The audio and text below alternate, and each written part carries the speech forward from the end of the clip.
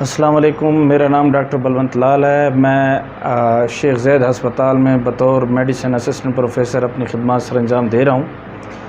اس وقت ایک مشہور بیماری جو ہمارے معاشرے میں بہت زیادہ پھیل رہی ہے، اس کے بارے میں ایک رفع عامہ کے لیے، ایک عوام کی آگاہی کے لیے کچھ آپ کو بتانا چاہ رہا تھا۔ اس بیماری کا نام ذیابیطیز ہے، جس کو شوگر بھی بولتے ہیں ہم سادہ زبان میں، اور ہماری میڈیکل ٹرم میں اس کو ڈائبٹیز میلیٹس بھی بولتے ہیں۔ یہ بیماری اتنی پھیل رہی ہے کہ کچھ سالوں سے پہلے تک پاکستان میں ہر چھٹا ساتواں بندہ شوگر کا مریض تھا۔ اب یہ کچھ سالوں میں ہر چوتھا بندہ شوگر کا شکار ہو رہا ہے۔ اس کی کیا وجوہات ہیں کہ اتنی زیادہ شوگر پھیل رہی ہے؟ اس میں 3 مین وجوہات ہیں۔ ایک ہماری خوراک ہے، جو ہم بہت زیادہ ہمارے جو ہے نا خوراک اس قسم کی ہو گئی ہے جو شوگر کو جو ہے نا بہت زیادہ اس میں مدد دیتی ہے۔ دوسرا ہماری فزیکل ایکٹیویٹی کا نہ ہونا ہے، جو روزمرہ زندگی میں ایک انسان کے جسم کو ورزش کی ضرورت ہوتی ہے وہ ہم نہیں کرتے ہیں، ہماری ایکٹیویٹی کم ہو جاتی ہے، اس کی وجہ سے یہ چیزیں بہت زیادہ ہو جاتی ہیں۔ اب مسئلہ شوگر ہونے کے بعد اصل مسئلہ یہاں پہ ہوتا ہے، بہت سارے لوگوں کو پتہ نہیں ہوتا کہ یہ ہم نے شوگر کیسے کنٹرول کرنی ہے، اور اس کو کنٹرول کرنے کا طریقہ کار کیا ہوتا ہے، کتنا کھانا ہوتا ہے ہم نے۔ اس بارے میں آج آپ کو معلومات دوں گا جو آپ کے لیے امید ہے کافی فائدہ مند ثابت ہوں گی۔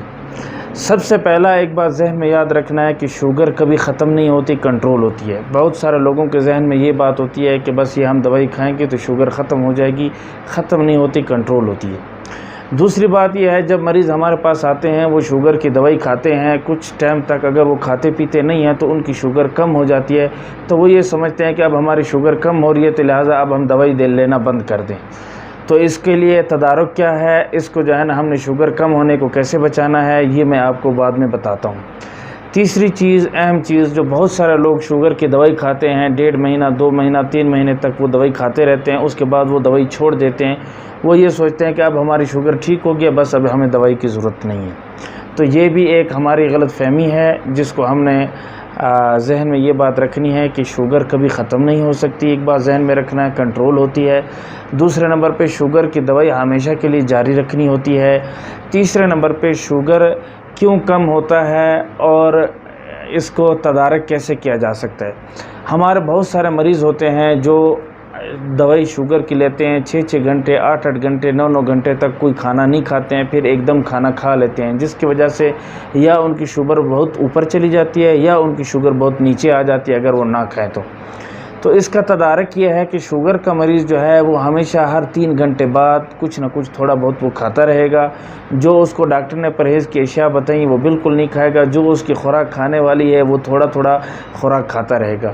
تو شوگر کے بارے میں یہ چیز مشہور ہے کہ جو شوگر کا پیشنٹ ہوتا ہے اس میں یہ ہوتا ہے کہ اسمال بٹ فریکوینٹ میلز، تھوڑے تھوڑے لیکن ہر 2 3 گھنٹے بعد تھوڑے تھوڑے آپ نے میل لینا ہے۔ دوسرے نمبر پہ کیا ہے اس کا کہ آپ نے دوائی ریگولر بیسس پہ جس ٹائم پہ دی ہوئی ہے وہ دوائی آپ نے استعمال کرنی ہے۔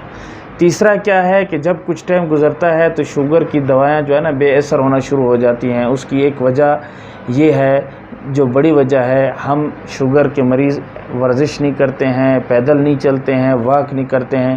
تو یہ آپ اپنی زندگی میں ہمیشہ یہ بات لائیں کہ شوگر صرف گولیوں سے کنٹرول نہیں ہوتی، اس کے ساتھ اس میں پرہیز بھی کرنا پڑتا ہے، اور کم از کم آدھے سے 1 گھنٹے تک آپ کو پیدل چلنا پڑتا ہے، جس میں 110 سے 130 قدم 1 منٹ کے حساب سے آپ کو چلنا پڑتا ہے۔